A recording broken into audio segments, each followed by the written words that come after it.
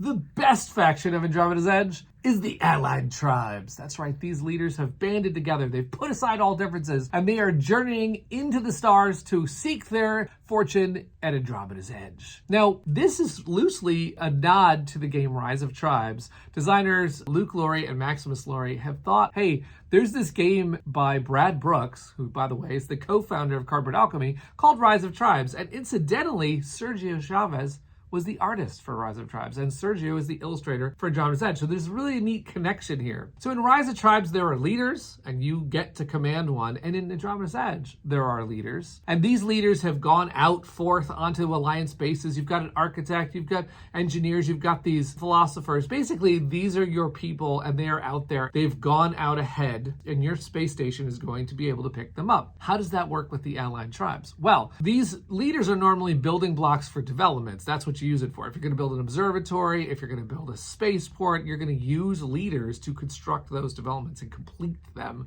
to score big in Andromeda's Edge. The Allied Tribes is the only faction to be able to use leaders in a unique way, and that is through their two powers. Now, the first power is called NOMADS. With NOMADS, you're actually able to move a leader at the beginning of your turn, and what that means is that you've got this flexibility because there's a free pickup action for leaders. So if I'm on a planet and I move a leader over right before I land, I could pick that leader up. I could also move my leaders into the nebula, out of the nebula, into quasars. Nobody could go into the quasars, but the NOMADS have figured it out. So you can move the leaders as you need to either score big or to put them in position to pick them up. So that's the NOMADS. And the second power of the Allied Tribes is called Capable Hands. How that works is that when you pull back, when you return to station, you're able to activate all this precursor technology that you've attached to your space station in the form of modules. And you usually use ships and energy. How that works is you pull back with all your ships, one at a time. You can use your modules, but in any row that you have a ship, you can also use energy to activate another module, which gives you that sense of combo-licious turns. With the Allied Tribes, Capable Hands says you can use up to 3 leaders as energy. So you don't have to have energy lying around. It means you don't have to rely on science. You've got this ancient knowledge where you can use your leaders to activate the modules as energy, which gives you immediate flexibility. I think as the Allied Tribes, getting a bunch of modules and using your leaders on them is really exciting. Now, your custom ship is the SABRECAT.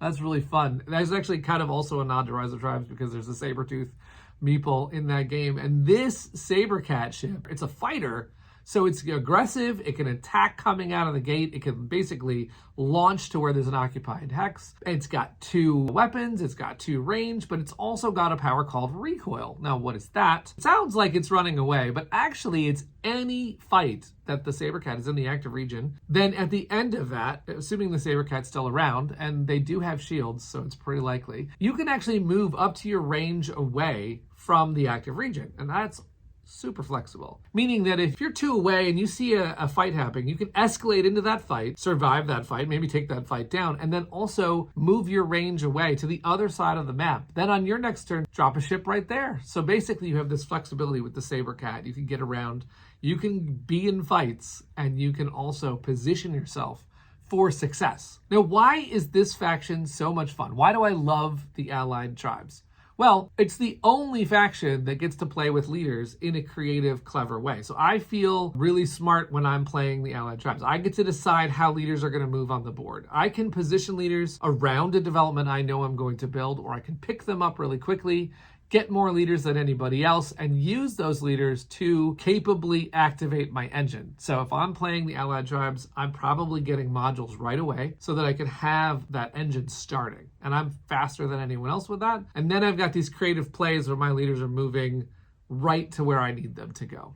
Allied Tribes has got so much flexibility in moving around the board and moving around your space station. So I can't wait to play this game and play the Allied Tribes.